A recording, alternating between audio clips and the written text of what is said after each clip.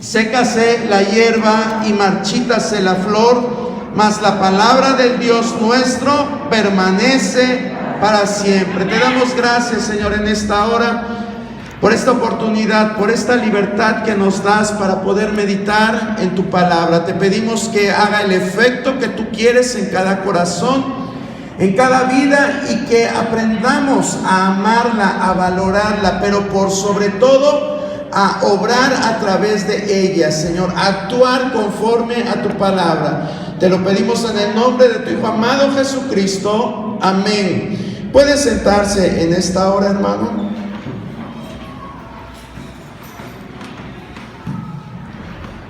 Bueno, fíjese que es muy cierto esto que acabamos de leer. Dice la palabra: sécase la hierba y marchítese la flor, mas la palabra del Dios nuestro, ¿qué dice? Bueno, a lo mejor no tiene Biblia, pero yo estoy seguro que muchos se lo saben de memoria. Pero la palabra de nuestro Dios permanece para siempre. Y esto se ha probado desde tiempos inmemorables, hermanos, aún desde que estaba incompleta la Biblia. Desde esos tiempos nosotros podemos darnos cuenta que ha sido un libro extraordinario. No ha habido otro libro más detestado, más odiado, más aborrecido por la humanidad que este libro sagrado.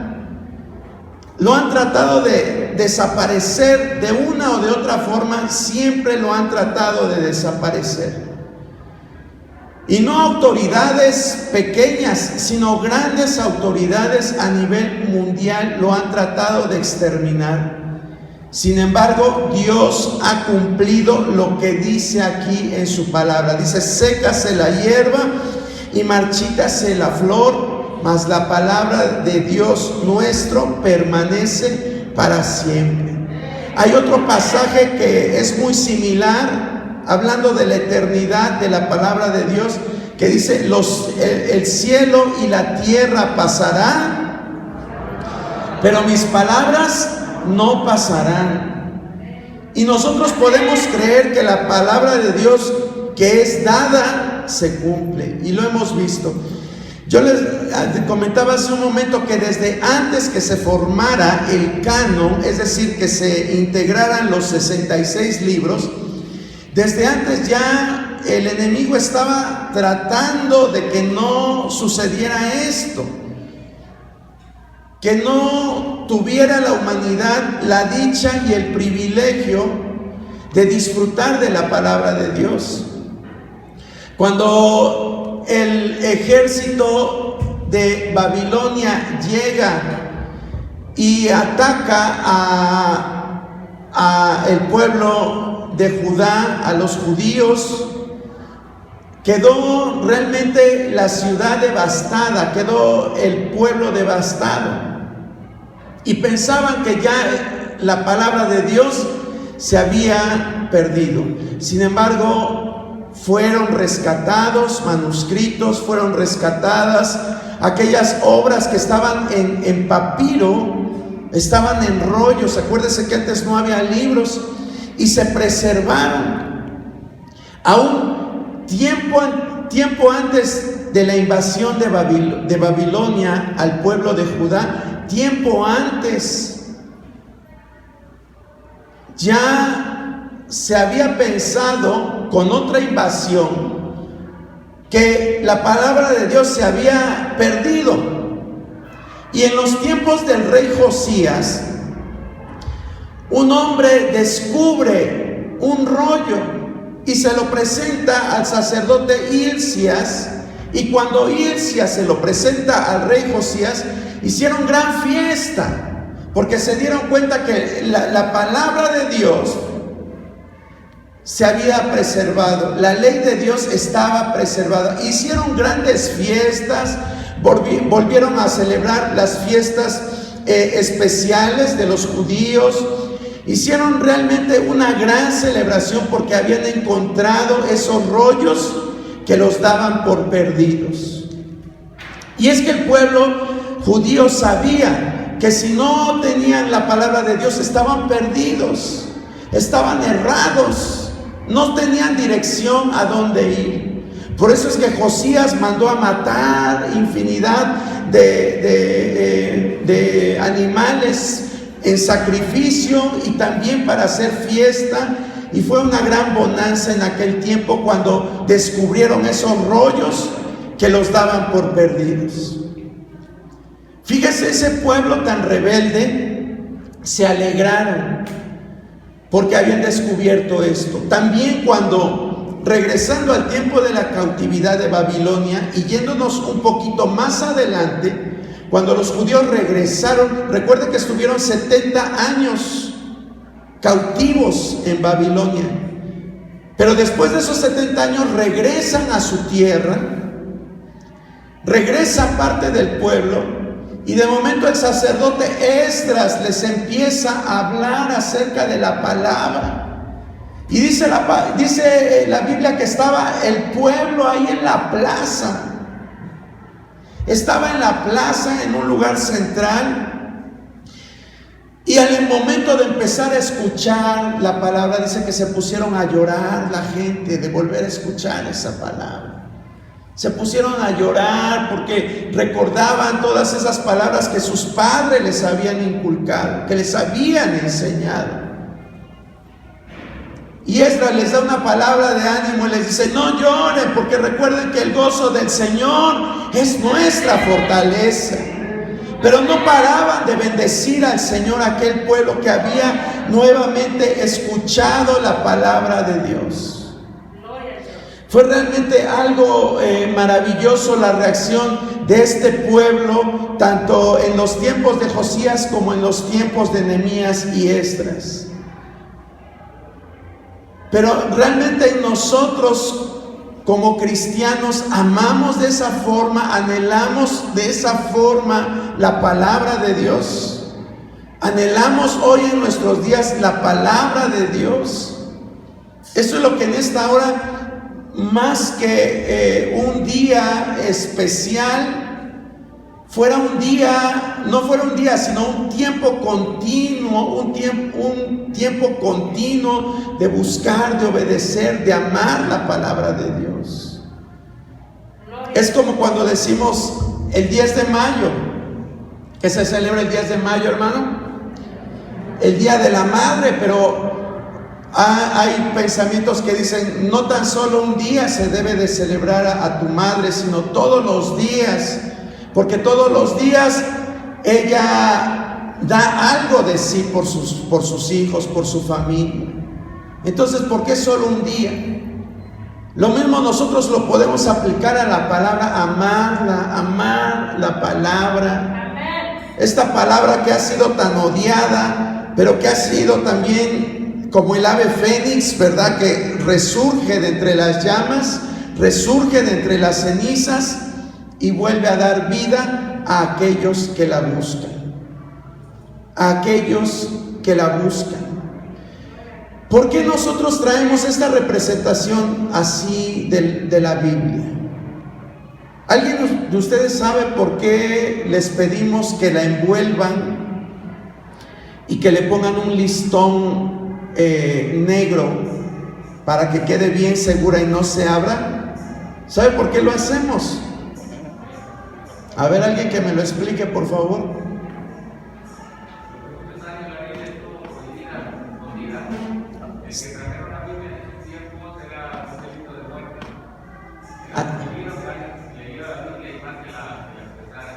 Así es, hermano, así es. Nuestro hermano Gonzalo acertadamente es su comentario, porque un tiempo estuvo prohibida, nadie la podía leer. Nadie podía tener acceso a ello. Y si la llegabas a tener acceso a ella, pues estaba en latín. ¿Quién la bueno, nosotros como hispanos, bueno, en aquel tiempo ni siquiera figurábamos en la historia mundial. Éramos una tierra apartada. América era una tierra apartada hasta 1510. Pero allá en Europa era algo realmente digno de castigo, digno de muerte, si tú tenías una Biblia. Y vuelvo a repetir, si llegabas a tener acceso a ella, solamente estaba en latín. Y latín lo sabían únicamente los altos mandos, las grandes jerarquías de la Iglesia católica. Entonces, realmente nadie tenía acceso a lo que decía la palabra. Hoy la Iglesia popular lo niega, dice es que eso no es cierto, pero claro que es cierto. En el año 1184, la misma Iglesia popular instituyó un movimiento que se llamó por ellos mismos la Santa Inquisición. Así le pusieron a ese movimiento, que consistía en matar o castigar a todo aquel que se opusiera a la autoridad de la Iglesia. Se les consideraba herejes y generalmente se les imponían castigos bárbaros, tremendos. Eran martirios realmente los que iban en contra de la Iglesia católica o que se oponían a ella. Eso fue dictaminado en un concilio en 1184. No, usted ni haga cuentas porque ni había nacido. Pero así es la historia, nos sirve para aprender y también para valorar. Para aprender y valorar lo que tenemos. Años más tarde, en 1229, en el año 1229, quedó oficialmente prohibida la lectura de la Biblia. En el concilio de Valencia, en un concilio que hicieron las autoridades de la Iglesia Católica, dijeron: nadie va a tener acceso a la lectura de este libro, solamente la jerarquía católica. Ellos van a ser los únicos que tienen acceso para la lectura. Y así estuvo muchos siglos, hasta principios del siglo XX, hermano. Hasta principios del siglo XX fue que terminó o se removieron esas leyes, pero que tardaron más de 9 siglos vigentes, más de 9 siglos vigentes, casi 900 años. 900 años, hermano, en que todo aquel que tenía una Biblia era digno de muerte. Muchos hombres, monjes que la tradujeron, enfrentaron la muerte en hogueras, en linchamientos, tan solo por traducirla. Estaba leyendo un poquito de la historia de cómo se formó la Biblia del rey Jacobo, o que es comúnmente llamada Biblia de King James. Y realmente fue todo un martirio, un proceso de más de 200 años para poderla traducir. Más de 200 años para poderla traducir. Cuando que hoy tenemos herramientas como Google, ¿verdad? Hoy con aplicaciones, tienes un libro en inglés, pues descargas una aplicación, le das clic y ya puedes traducir todo el libro en 10 minutos o menos. Pero para traducir la Vulgata latina al inglés sufrieron mucho. Y generalmente eran hombres relacionados con la iglesia, porque eran los que tenían acceso a los libros sagrados. ¿Y sabe cuál fue la causa por la cual prohibieron la lectura de la Biblia? ¿Sabe cuál fue la causa? Porque decían que tenía muchos errores, que había libros que no tenían que estar incluidos y que había otros que sobraban de la Biblia. Entonces dijeron ellos que no, que eso no, ese libro no era digno de ser leído. Y de ahí surgió otra doctrina de ellos, que es la infalibilidad papal, que quiere decir que todo lo que el sumo pontífice diga tiene más valor que lo que la misma Biblia diga. Esa es la doctrina de la infalibilidad papal.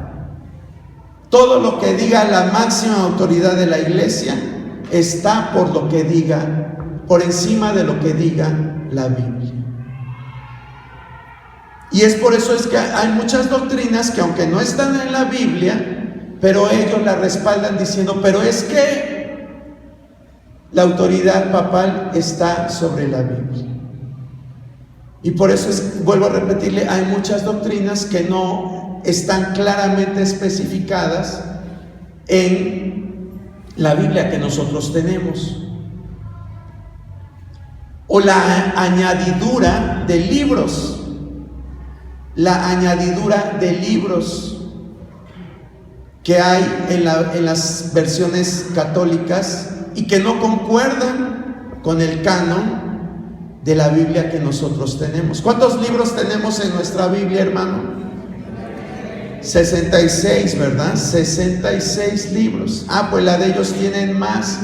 Y algunos dicen, es que los protestantes, los hermanos Piedra, le quitaron libros, pero en realidad no. Ellos fueron los que le añadieron libros para sustentar sus doctrinas, como la del purgatorio, como la de la veneración de los muertos y otras tantas. Entonces, realmente hablar de esto es algo vasto, que nos llevaríamos mucho tiempo para hablar. Pero lo que sí es importante es que ha sido un libro odiado, aborrecido. Hoy déjeme decirle que el enemigo ya no trabaja de la forma en que lo hizo en la época del oscurantismo o de la época medieval. Ya ahora ya no busca destruir la Biblia a través del fuego o de otros medios. Hoy lo que busca es confundir a la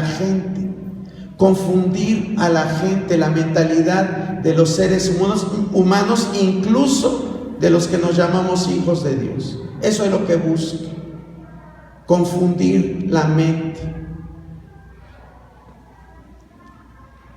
Han surgido nuevas traducciones de la Biblia basadas en textos griegos que surgieron por el año 1488 y 1841. 1488 y 1841. Y estos dos escritos, uno se llama el Códice Sinaítico y otro es el Códice Vaticano. Estos dos códices los encontraron casi completos del Nuevo Testamento, Y como estaban en griego, un grupo de estudiosos de la palabra dijeron, estos escritos son mejores que los que tradujeron los reformadores. Juan Knox, William Tyndale, Casiodoro de Reina, Cipriano de Valera y muchos otros que tradujeron en la Reforma la Biblia a diferentes lenguas. Pues al encontrar estos dos códices dijeron, estos códices no concuerdan de lleno con lo que ellos tradujeron, pero son más veraces. ¿Por qué? Porque están en la lengua griega y datan de una fecha anterior a la que ellos tienen.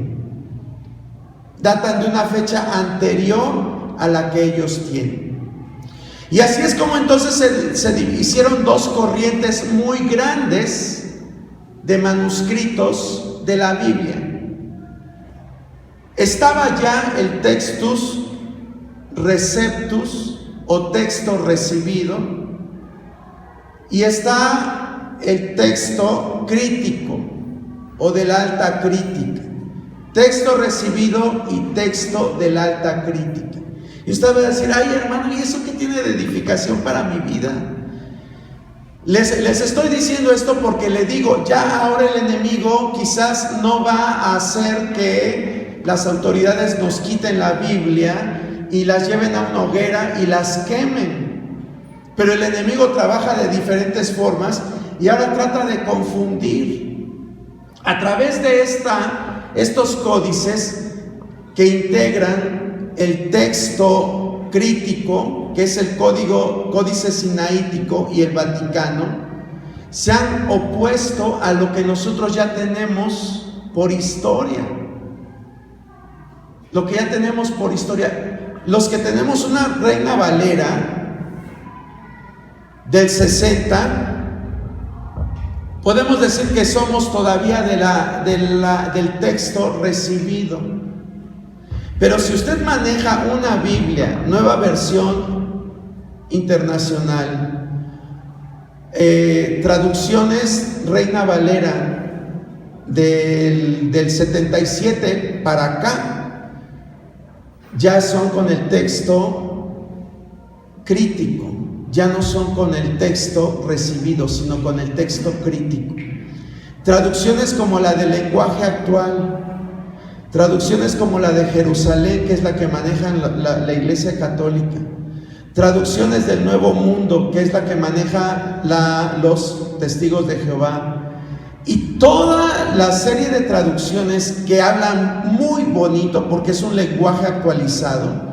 Todas esas fueron basadas en el texto crítico, es decir, en los manuscritos modernos, aunque dicen que son más antiguos que los que integran la palabra que nosotros hemos recibido a través de las generaciones y generaciones.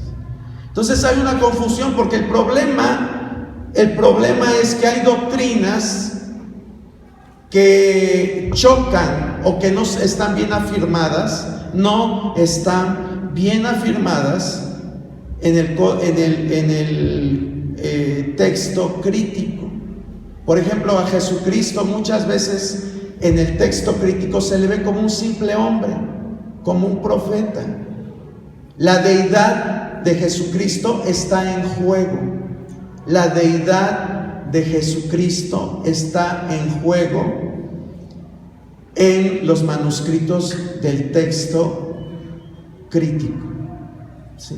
Entonces, por eso es que aunque hemos nosotros aquí tenido la tentación de integrar una Biblia más actualizada, nos hemos detenido. Yo hace unos meses compré una Biblia Reina Valera del 2015, revisada 2015. Digo, bueno, voy a ver qué tal está. Y la encontré muy buena para leer. Le quita mucho de las palabras que usan los españoles, porque si usted se da cuenta, la Reina Valera del 60 tiene mucho eso de vosotros, y creísteis, y oísteis, e hicisteis, así como hablan los españoles. Entonces realmente ese tipo de lenguaje a mí no me gusta. Entonces me puse a buscar y dije, esta Reina Valera del 2015 está ideal. Pero al ponerme a revisarla más concienzudamente dije, no, esta es del texto crítico. Y sí, en efecto, ya las actuales versiones de la Reina Valera están basadas en el texto crítico, ya no están basadas en el texto recibido. Entonces, aunque para ustedes quizás muchos, o no sé cuántos de ustedes tengan nueva versión internacional o en lenguaje actual o alguna de estas versiones modernas, tengan cuidado a la hora de leer sus Biblias. Siempre cotéjenlas. No le digo que las tire o que las queme o que las destruya, ahí téngalas, pero siempre cotéjelas con la Reina Valera. Si tiene la versión de 1909, es lo ideal, La de 1909 es la más apegada a la Biblia del Oso, que fue la versión original que tradujo Cipriano, Casiodoro de Reina y Cipriano de Valera. ¿Sí? Si tiene la versión 1909, cotéjenla siempre con las versiones modernas. Pero vuelvo a repetir, tengan cuidado a la hora de escoger la versión de la Biblia que van a utilizar. Es cierto que es más bonito, el lenguaje es más actualizado, le podemos entender mejor, pero a la hora de comparar la doctrina, ahí vamos a ver que entonces cambia. Y debemos de tener mucho cuidado. Y mire, hay personas que están a favor de continuar la traducción, de continuar la lectura del texto recibido. Y hay otras personas que están a favor del texto crítico. Y dice uno, bueno, ¿a cuál le hago caso? Pero lo importante es que si Dios ha permitido que la versión Reina Valera, el texto recibido, haya permanecido durante generaciones, durante siglos, hermano, durante siglos. La versión Reina Valera tiene más de 400 años que está en circulación y ha sido de gran bendición para el pueblo hispano. No tenemos necesidad de cambiar. Quizás si no le entendemos algo, a alguna palabra, no le entendemos alguna frase, pues vamos a buscarle en comentarios a qué se refiere esa frase. Pero sigamos manteniendo esa línea. Y pues le digo, hay gente que está a favor de uno, gente que está a favor del otro. Pero lo cierto es que aquí vamos a seguir llevando como lectura, como base de la iglesia de aquí de Ciudad Mendoza, vamos a seguir llevando la Reina Valera del 60. Aunque déjeme decirle algo, la del 60 dicen que ya habían empezado a tomar porciones del texto crítico. Por eso hay palabras donde dice, en lugar de decir bendice, dice maldice. ¿Sí? Cuando la mujer de Job le dijo a Job, en una traducción dice bendice a Dios y muérete, y en la otra dice maldice a Dios y muérete. Qué contradictorio, ¿verdad? Por eso es que debemos de tener cuidado con esto de las traducciones. ¿Por qué le estoy diciendo esto? A lo mejor ya hasta se durmió con lo que le estoy explicando, pero es para que tengamos cuidado en la palabra. La palabra de Dios siempre va a hablarnos, quiere dirigirnos, son tres cosas que hace la palabra de Dios: nos consuela, nos edifica y nos exhorta. Nos consuela, nos edifica y nos exhorta. Entonces debemos de tomarlo así, hermano. Hay comparaciones que la palabra de Dios hace sobre sí misma, y son las que quiero que veamos en esta hora. Cómo la palabra de Dios misma se compara a ciertos objetos o a ciertas cosas que nosotros vemos tan comúnmente, pero que Dios nos dice, la Biblia es como esto, para que nos demos cuenta del efecto que Él quiere hacer en nuestra vida. Y vamos a ver entonces rápidamente, a ver hasta dónde nos da tiempo de ver estas comparaciones. ¿A qué compara Dios la Biblia? Y la comparación que yo creo que todo el mundo tiene en mente está en Efesios 6:17. Vamos a ver qué dice Efesios 6:17.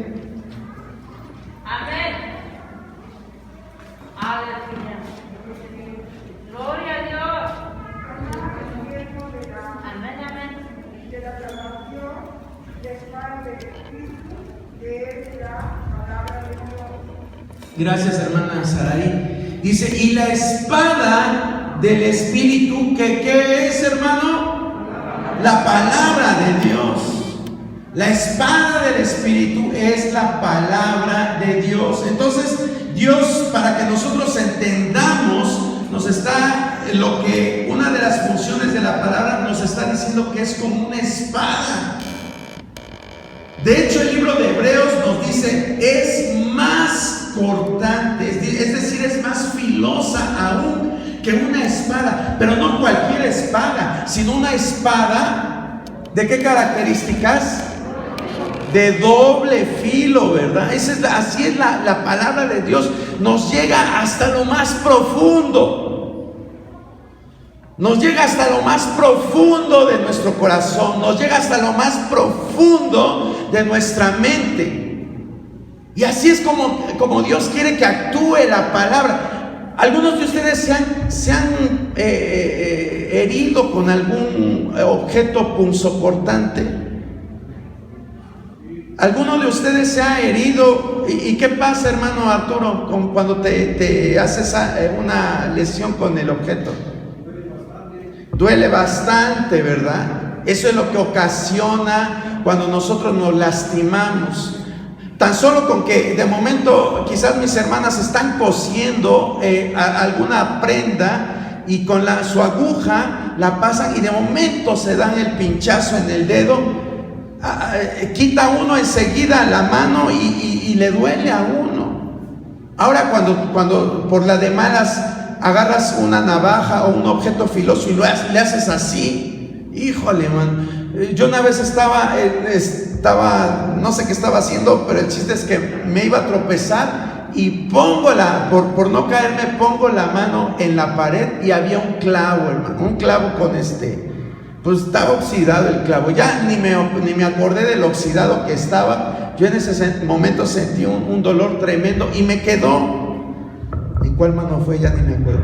Fue en esta. Me quedó una cicatriz aquí en la mano. Pero es tan intenso el dolor cuando tenemos este tipo de experiencias. Ahora imagínense la palabra de Dios. Por eso es que mucha gente no quiere la palabra de Dios. Por eso es que cuando andamos en pecado no leemos la palabra de Dios. Por eso es que cuando alguien te exhorta con la palabra de Dios y tú no andas bien, te enojas, te molestas, rechazas la exhortación que se te hace, porque la palabra viene a ser como una espada. ¿Se da cuenta? Sí nos sirve para defendernos, pero también cuando nosotros la aplicamos en nuestra vida y no estamos bien, nos lastima, nos duele. Por eso es que Dios decía al pueblo de Israel: yo soy el que hago la herida, pero también la voy a sanar.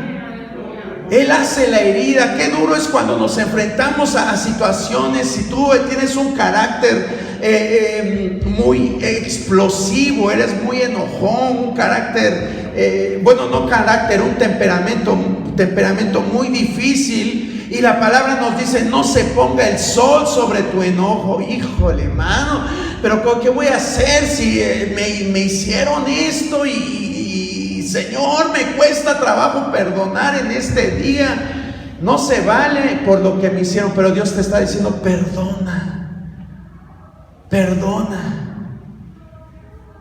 Alguien le hizo daño a tus hijos, lo lastimó.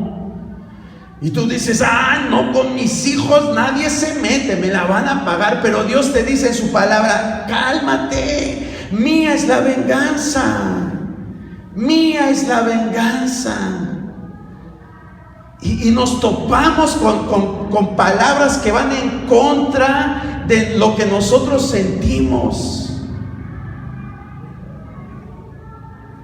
Y por eso es que muchas veces nosotros como cristianos desechamos la Biblia. ¿Por qué? Porque queremos hacer lo que nuestra voluntad dice. Gálatas dice que siempre la carne está contra el espíritu. Hay una lucha siempre en nuestro interior: el espíritu contra la carne y la carne contra el espíritu. Y la Biblia nos dice que nos sometamos a Dios. Sometámonos a Dios y resistamos al diablo. ¿Y qué va a pasar? Y él huirá de nosotros. Es decir, todos esos pensamientos que nos vienen cuando tenemos o nuestra carne nos lleva a hacer lo contrario que dice la palabra. Si nos sometemos a Dios, Dios nos va a dar paz. El enemigo te dice: qué tonto eres, ¿cómo dejas que te ofenda? Regrésaselo. Si él te dio una cachetada, dale 2. Si cuando tú tenías necesidad, él no te quiso prestar su capa, ahora tú no le prestes nada, ni le des el saludo. Y todo eso nos dice el enemigo. Pero si nosotros estamos firmes con la espada, vamos a saber que tenemos la victoria. Tenemos la victoria. Cuando Jesucristo estaba en el desierto, debilitado en su carne por el ayuno de 40 días, llega el tentador. Y a través de 3 pruebas quiso hacer caer a Jesucristo. Pero Jesucristo, ¿qué hizo, hermano? Jesucristo, ¿qué hizo? Dice la palabra que Él, bueno, no dice la palabra, pero sabemos que Él lo que hizo es que tomó la espada del Espíritu, que es la palabra. Así véalo literalmente. Cuando lea ese pasaje que está en Mateo capítulo 4, si mal no recuerdo, y si no, luego lo comprobamos. Pero cuando Jesús empezó a tener esas pruebas, tomó la espada del Espíritu y decía, escrito está. Porque el enemigo le dijo, ¿por qué no le dices estas piedras que se conviertan en pan? Y Jesucristo, ¿qué hizo? Toma la espada del Espíritu y le dice, no solo de pan vivirá el hombre, sino de toda palabra que viene de Dios. Y siempre que el enemigo llegaba a tentarlo, él decía, escrito está. Escrito está. Así usted y yo debemos de tomar esa espada siempre, hermano. Póngase ahí en su cinturón ahora, ahí algo como una vaina para que recuerde que ahí trae su espada. No cargue una espada, ni le recomiendo cargar navajas, pero ahí traiga la vaina, aunque la traiga vacía, recordando que tiene su espada y que esa espada le va a ser necesaria usarla todos los días, hermano. Todos los días. La espada no nada más se trae cuando venimos al templo. La espada la traemos todos los días, porque el enemigo no duerme.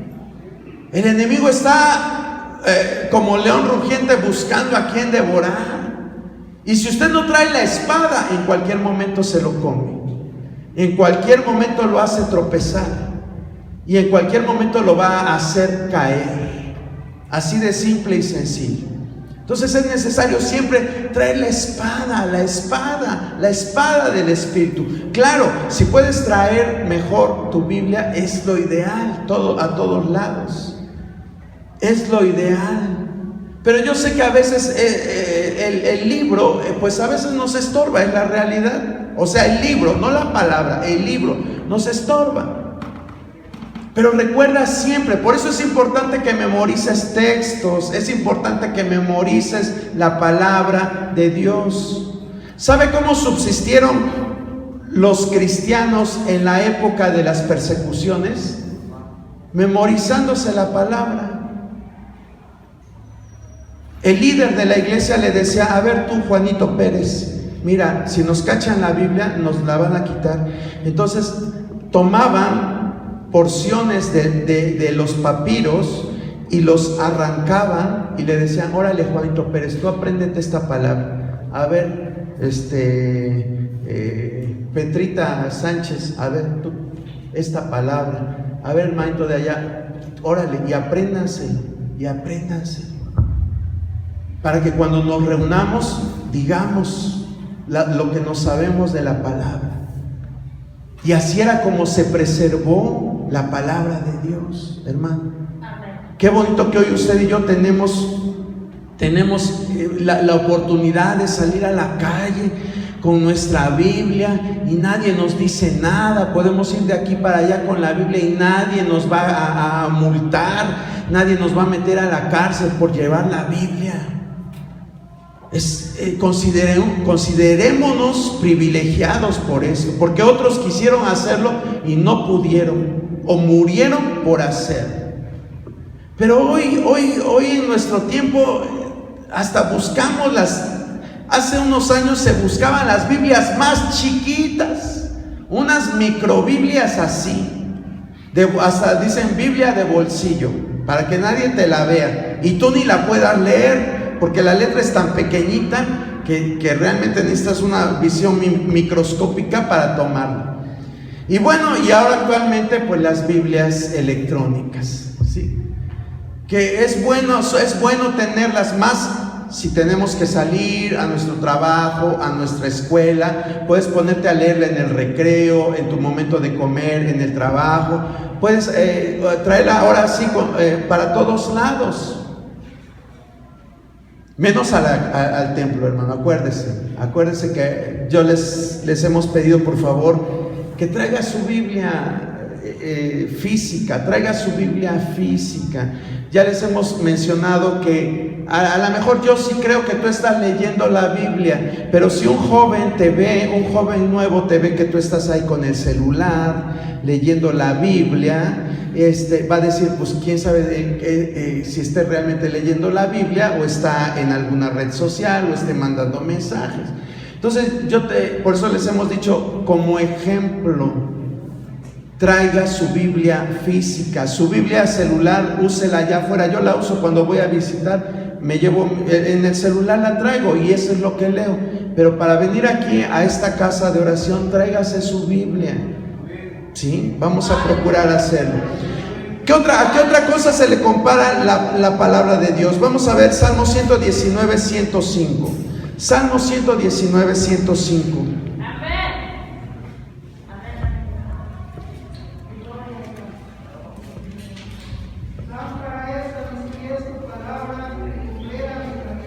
Gracias, hermana. ¿A qué se le compara la Biblia? A una lámpara. ¿Cuán importante es una lámpara, hermano?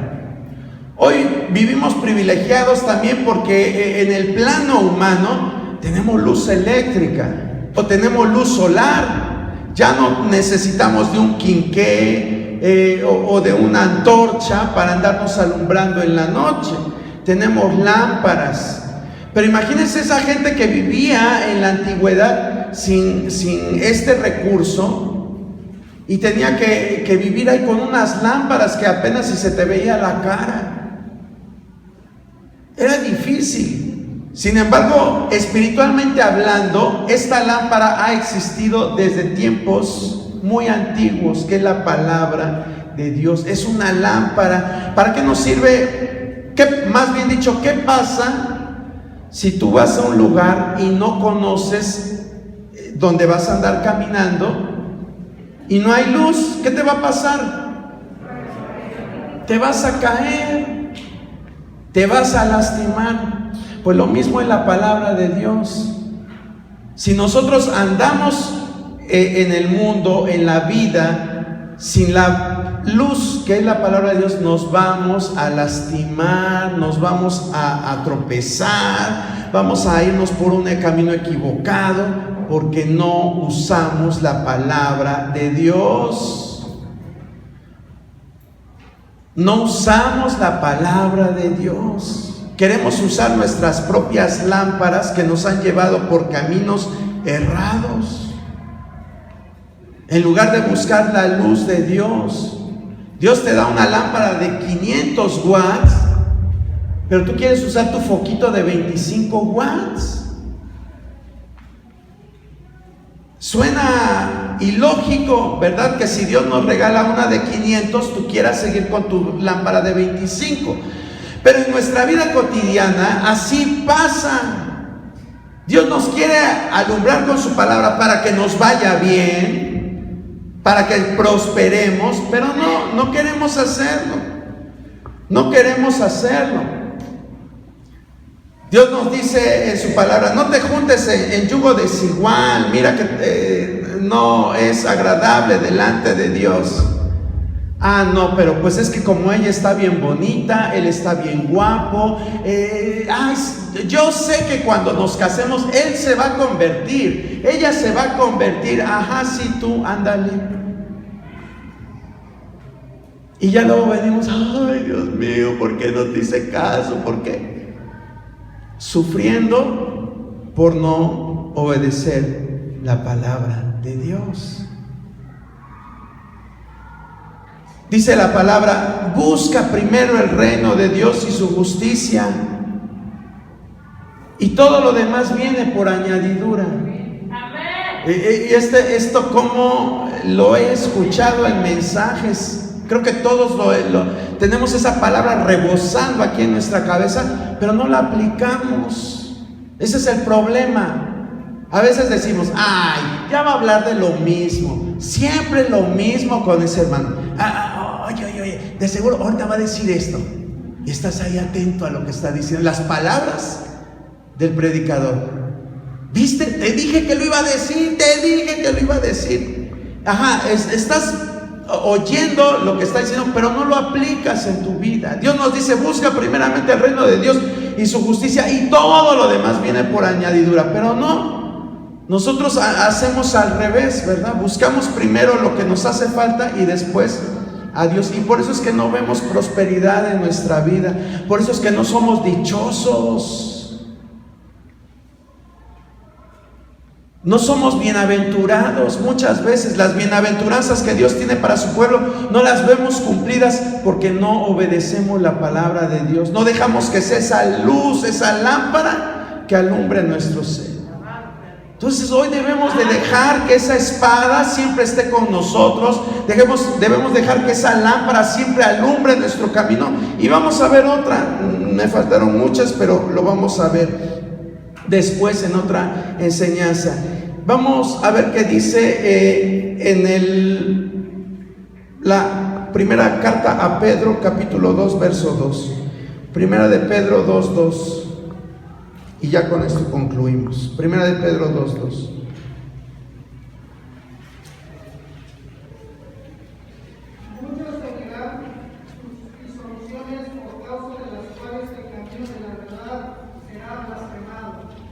Ay, creo que anoté mal la cita. Es. Gracias, hermanos, gracias. Gracias, hermano Gonzalo. Entonces aquí dice bien claro, dice, desead como niños recién nacidos la leche espiritual no adulterada, para que por ella crezcáis para salvación. ¿A qué se refiere la leche espiritual? A la palabra de Dios.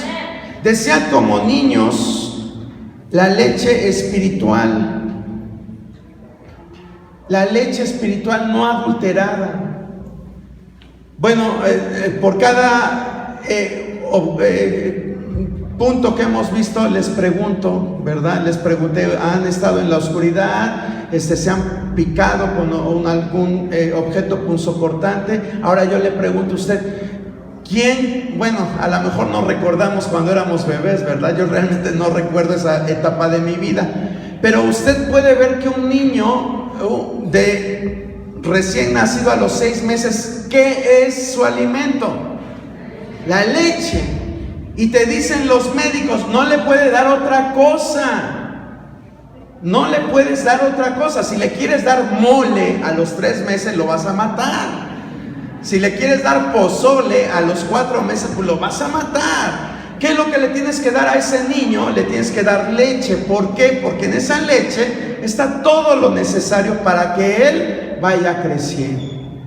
Y déjame decirte algo, durante esos primeros 6 meses es una de las etapas del ser humano que más crece. ¿Sabe cuánto crece un niño en ese periodo de que nace a los 6 meses?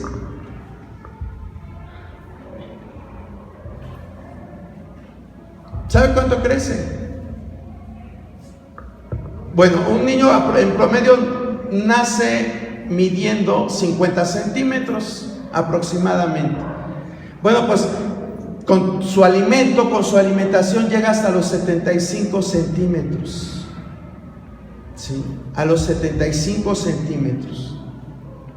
Sí, al año, a los 70, es decir, crece 25 centímetros en un año. Pero la leche es un factor importante. La leche es un factor importante. Todo médico pediatra le va a decir, durante los primeros 6 meses no le dejes de dar el seno materno, la leche. Pues Dios está diciendo lo mismo para nosotros. ¿Por qué? Porque a través de eso nos vamos a nutrir, nos vamos a fortalecer. ¿Por qué habemos cristianos que tenemos años y años en la iglesia y seguimos siendo los mismos inmaduros? No cambiamos. Seguimos con nuestros mismos vicios, nuestras mismas costumbres, nuestros mismos hábitos, nuestro mismo carácter endemoniado. ¿Por qué? Porque no leemos la Biblia. Porque no leemos la Biblia, no dejamos que penetre, que nos alimente, que nos nutra, como la leche, hermano. Y aquí dice muy claramente, desead.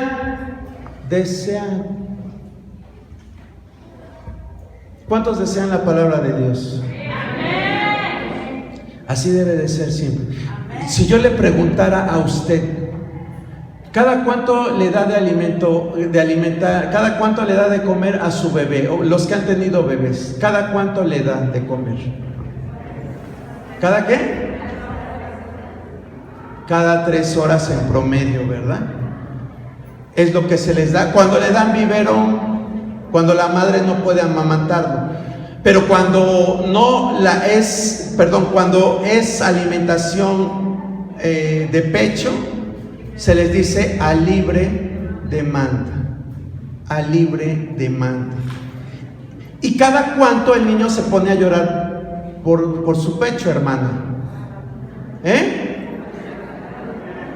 ¿Cada qué? Acuérdese. Pues cada rato, ¿o no? Ahora la pregunta es, ¿así usted desea la Biblia cada rato? ¿Así desea usted la Biblia cada rato? Así, aunque, a ver, hermano, que usted no ha amamantado a sus hijos, pero yo le pregunto, ¿así usted desea la Biblia cada rato? Los bebés no duermen si no toman Los bebés, dice nuestra hermana Eve, los bebés no duermen si no se toman su alimento, su leche. Y aún si están dormidos y usted no los ha educado bien, ahí están en la madrugada pidiéndole leche. ¿Y qué hace usted? ¿Lo agarra a nalgadas o qué le hace? Pues órale, mijito, ahí media dormida, se saca el pecho y le da, ¿verdad? Porque el niño está demandando. Pues la Biblia nos dice que así usted y yo deseamos la palabra de Dios. Menos Facebook, menos YouTube, menos WhatsApp y más palabra de Dios. Póngase de pie, hermano. Póngase de pie. Vamos a dar gracias en esta hora. Vamos, muchas gracias por sus Biblias que trajeron. A ver si me llega el cable. Aleluya. Gloria a Dios. Gracias, hermanos, por participar. Realmente fue mucho más grande la participación de lo que yo esperaba. Muchas gracias. Para los que no lo hicieron, esperemos que dentro de un año participen también. Ya saben por qué se envuelve, por qué le pusimos el listón negro, porque representan esos años en los cuales se prohibió la lectura de la palabra. Pero hoy, gracias a Dios, tenemos la apertura. Entonces vamos a desear la palabra, vamos a usarla como espada, vamos a usarla como lámpara y vamos a dejar que nos alimente a cada momento, hermano. Si usted desea mejor el libro Vaquero, bueno, esa era una revista de hace mucho tiempo, pero desea más leer el libro Vaquero que la Biblia, pues pídale al Señor que le cambie esa mentalidad y que podamos realmente obedecer su palabra y seremos bendecidos. Gracias te damos, Señor, en esta hora. Gracias por permitirnos tener este libro sagrado en tus manos, en nuestras manos, Señor, en las manos de tus hijos. Gracias por esta libertad que nos das, este tiempo que no tenemos la preocupación de ser encarcelados. No tenemos la preocupación de que nos vayan a hacer algo las autoridades por cargar una Biblia en nuestras manos. Ayúdanos a valorar este tiempo, Señor, porque aún en este tiempo hay lugares en la tierra donde están sufriendo y no pueden tener la palabra, Señor. Allá en el Medio Oriente, Señor, hay países enteros donde no es posible predicar tu palabra, Señor. En Afganistán, en Corea del Norte, en China, en Pakistán, en todos esos países musulmanes, Señor. Haz que haya apertura para tu palabra, haz que haya apertura para tu palabra. fortalece a esos misioneros, hombres y mujeres que llevan tu palabra, Señor, arriesgando su vida. Ayúdales, Señor, guarda sus familias, guarda a sus hijos, Señor, de todo peligro. Aquellos que en verdad aman tu palabra, arriesgándolo todo por compartirla. Bendíceles, bendíceles, Señor, provee para sus necesidades, Señor. Gracias.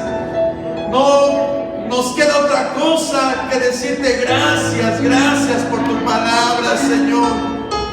Ayúdanos a mantenernos fieles a ella, a desearla como la leche la desea un bebé, así con esa pasión, con esa entrega. Ayúdanos a desearla siempre y a vivir a través de ella y por ella. En el nombre de Jesús te damos gracias, Señor. Gracias te damos.